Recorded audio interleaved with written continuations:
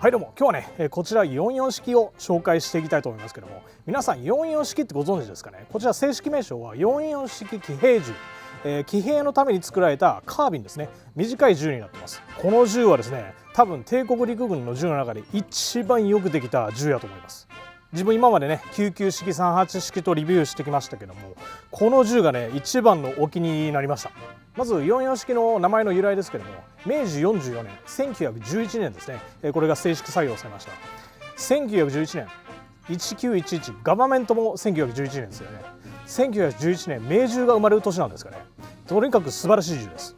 こちらの銃ですけども、基本ベースは38式と一緒です。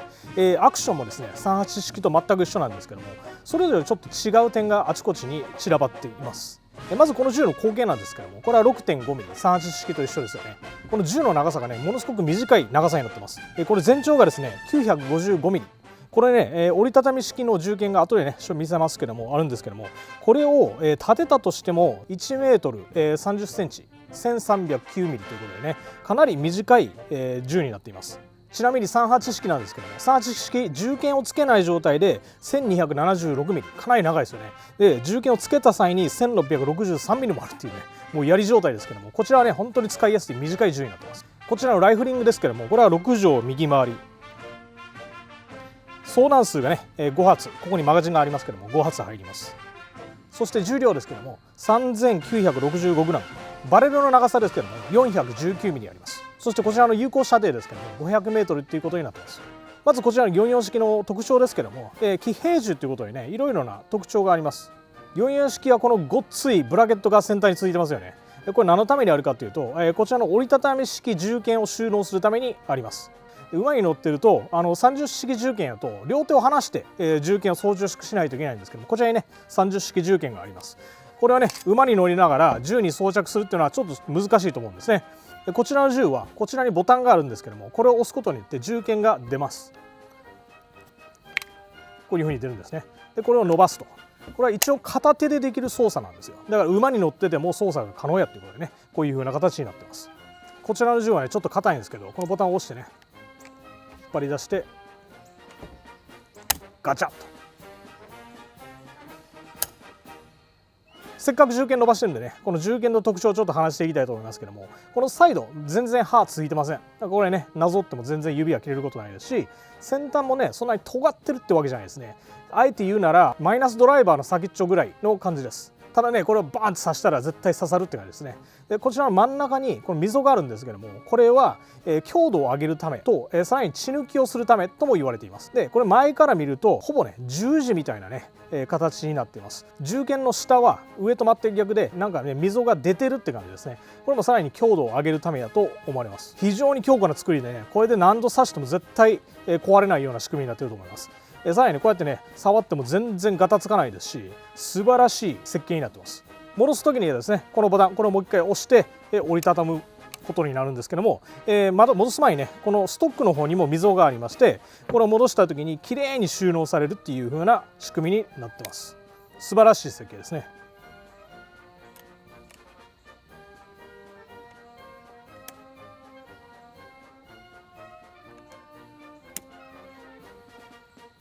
で38式の戦闘部を見てもらうと、このブラケットがないんでここにクリーニングロッドがついてますよね。この44式はこのブラケットがあるんでクリーニングロッドをここにつけることができません。ですんでどうしたかというと、この後ろの部分ですね、この下にブラシとかねロッドを収納することにしました。でこれをどう開けるかというと、こちらの方の後ろのさらに後ろの方にねこれを動かす機構がついてます。これを押し上げることによって扉が開くんですね。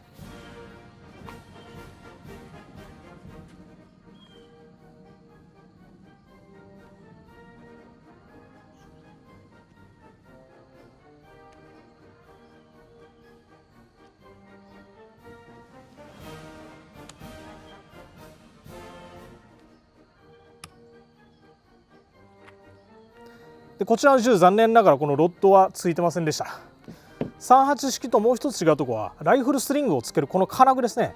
斜めになっているのが分かりますかね。38式はまっすぐなんでさらに下についてたんですけども、これはですねまさに騎兵が背負うために作られてるんで、背負いやすいように角度がつくようにこれが作られてます。ほんまにサイドまでねよく考えられた銃だと思います。でこの44式ですけども、実はね3バージョン作られてるんですね。3つ違うバージョンが作られてます。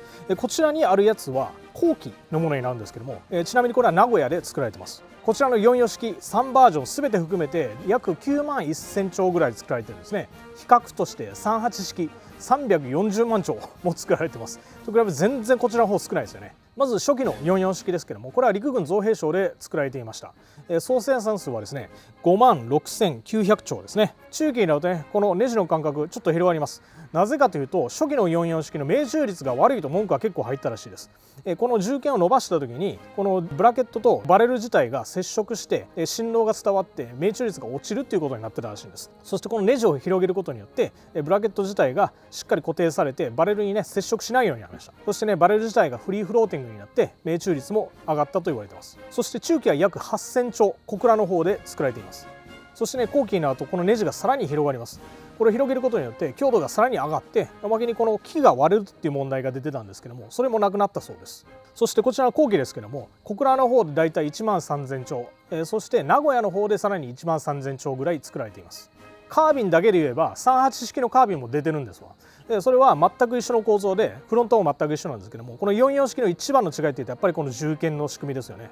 でこれをつけることによって先端が重くなって撃った際にもねリコイルマネージってものすごく、しやすいようになってます。さらにねこちらも見てすぐ分かるこのエレガントなシルエット、米兵の中でもねかなり人気があったみたいで、これを見つける人はねラッキーやったという話が残ってるみたいです。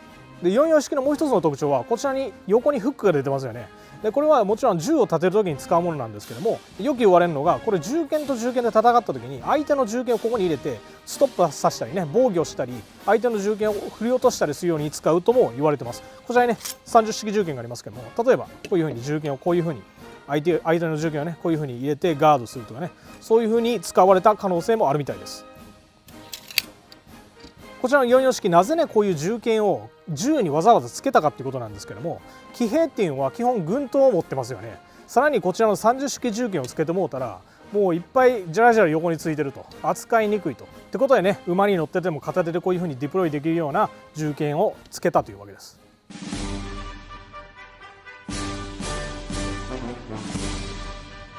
この44式短い標尺ですけども最大が2000メートルまで行けます。こちらはもう38式同様夕日をねこちらに上げているわけですけども、じゃあ20に上げてみましょう。20に上がりました。こちらにね V のノッチがありますけども、これと先頭の小生を合わせてね2000メートルを打っていくわけです。これね1つ下がるごとに100メートル下がります。では下げてみましょう。今こちら19に下がりました。ということでね1900ってことです。さらにねこちらも一番下に V のノッチがついてます。これもねやっぱり接近戦になった時、これを上げてる時に敵が近くに現れた時にこの一番下のねノッチを使って、戦闘に対応します。さてこの44式今からねもうちょっと詳しく見ていきますけども、なぜここにガバがあるんやった。それはねもうこれ19ですよ。1911明治44年同じ年代ですからね、名誉登場していただきました。はい、それはともかくねこのアクションをちょっと見ていきたいと思います。38式と同じアクションなんですけど本当にスムーズ、めちゃくちゃスムーズです。ではねトリガーウェイトの方を測っていきたいと思います。こちらにねダミー弾があるんでこれをね入れて測っていきましょう。ドライファイヤーはしたくないんでね、はい、こちらの方ねポンドで測っていきます。4ポンドと15オンス、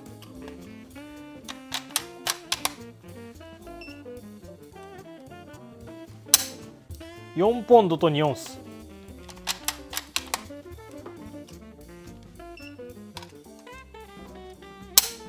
4ポンドと12オンス、ほぼ4ポンドあたりですね。はい、ではですねボルトを開けてボルトを分解していきたいと思います。まずはねダミー弾を取り出しましょう。でボルトを外すときはこちらのレバーをね引っ張るわけですけども、そうするとボルトがスッと取れます。さて44式のボルトですけども、こちらが44式ですね。こっちは38式のボルトになります。全く同じですよね。ではこちらのボルトを分解していきます。まずはセーフティーボルトをねひねってで取ります。ひねって取ると。で段階から出てくるのがファイヤリングピンが出てきますね。そこからさらにスプリングバネが出てきます。こちらのボルトの方なんですけども、このエクストラクターをね外しますけども、このグルーヴがないところにこれをね押し出してって、で下から押すとこれが取れるという仕組みになってます。はい、取れました。分解は以上です。でこのパズルよく見ていただくと、ここにね番号が振ってあるんですね。940って書いてあります。でこちらの方にも940って書いてあるんですね。で銃の本体の方を見ていただくと、下3桁も940って書いてあります。これは世に言うマッチングされた銃のパーツなんですね。日本の銃、特に工芸の銃は銃自体のシリアル番号とこういうパーツのシリアル番号がマッチしてるんです。それはですね、銃工が工場で一つ一つ銃のパーツを組み合わせて作ってるんで、そういう風にマッチするように作られてるんですね。したがってマッチしたボルトっていうのはマッチした銃に入れると本当にスムーズに動きます。でコレクターバリューもものすごく高くなるんですね。で自分はマッチしてない銃のボルトも触ったことがあるんですけども、全然違います。スムーズさが全然違います。はい、今からねボルトを戻していきますけども、こちらの38式、こちらのボルトが44式に入るのかっていうのをねちょっと実証してみたいと思います。38式の方はね互換性があまりなかったって言われてるんですけども、入るでしょうか。入ったの入ったね。あ、入った入った。あ、動く動く。ただそんなスムーズではないかな。一応ファンクションしますけどもスムーズじゃないですね。ではオリジナルの44式マッチングしてあるボルト、あ、もう全然違うこれはね動画で見せるのはちょっと難しいですけどね、これ感じないと、実際に動かして感じてみないとわからないかもしれないですけど、全然違います。もうこっちの方が全然スムーズ。英語の言葉でね Day and Night Difference、 夜と昼の違いっていうね、明らかに違うっていうことわざがあるんですけどね、まさにそんな感じですね。もう全然違う。この銃ね、ご覧の通りブルーイングもしっかり残ってますし、ほんまに綺麗な状態で残ってます。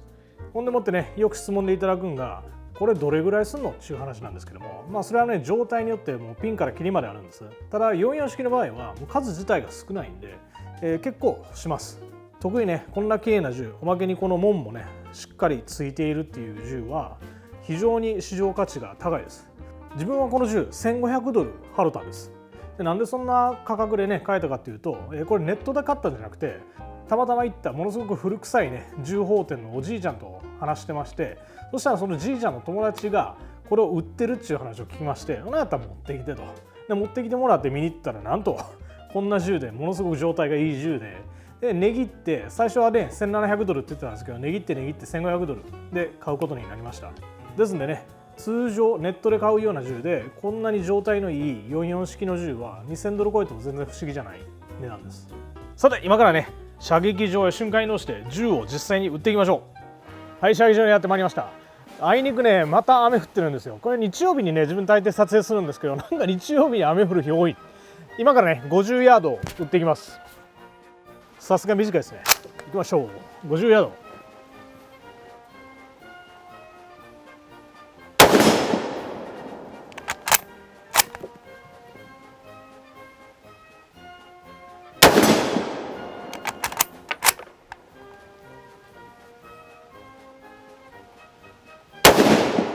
ミスった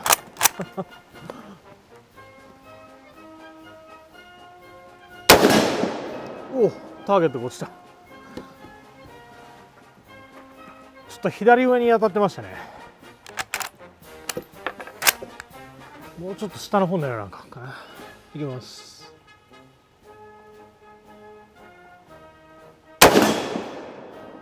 まだ左にいるな。あともう5発50ヤードで打ってからちょっと100ヤードに移りましょう。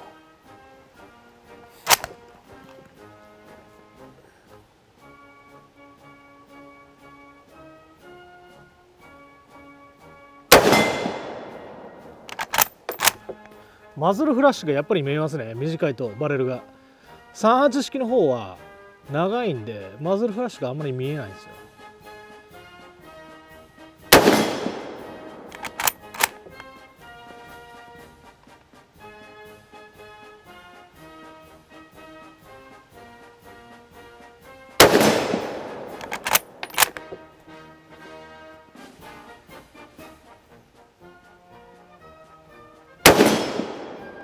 OK、 100ヤードいきましょう。弾がもう一発残ってたはい、ラスト1。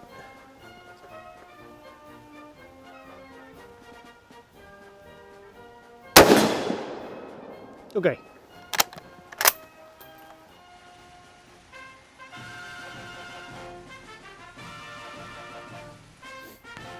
100ヤードにターゲットを移してきました。今からね、100ヤード打っていきたいと思います。いきます。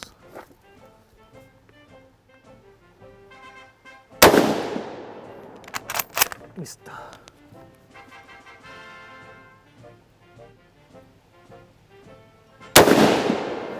またミスったな。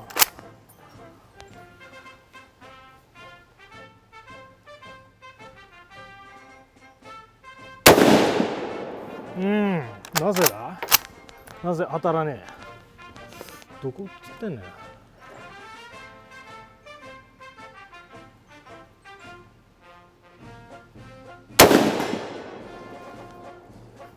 今だいぶね下の方を打ったんですよ。そしたら左に当たってましたね。なんかエレベーション OK なんですけどウィンデージがまだおかしい。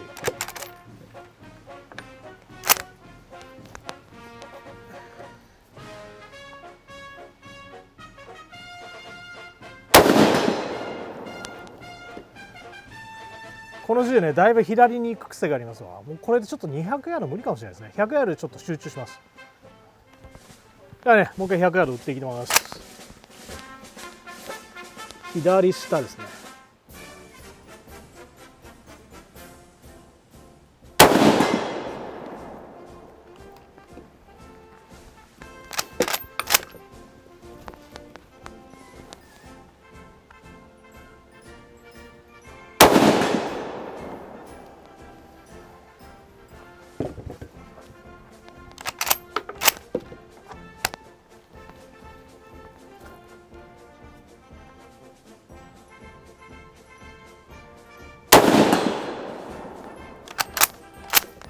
後でね自分がターゲットのどこを狙ってるかっていうのをねちょっと表で見せたいと思います。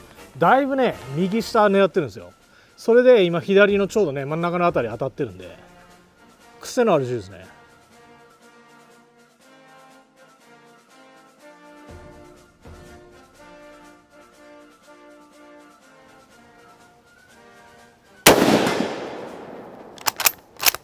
ラスト1。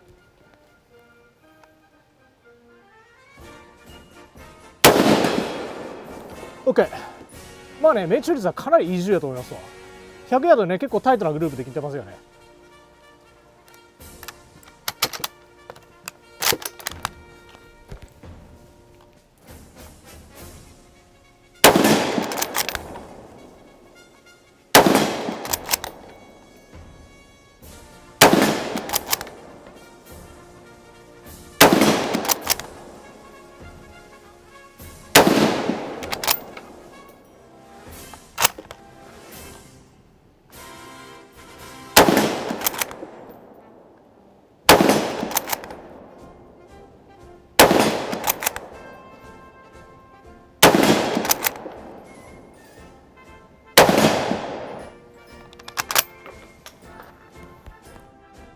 では立射で打っていきたいと思います。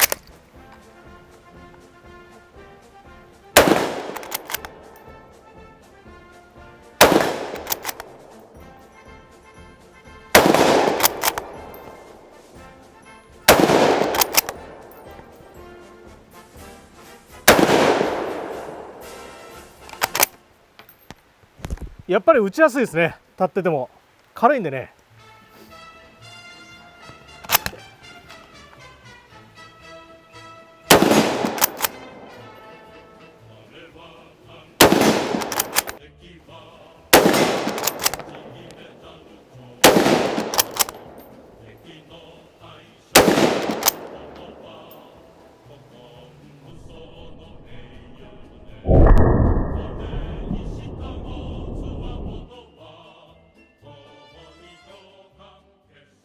はい、44式ね打ってまいりましたけどもほんまに素晴らしい銃だと思います。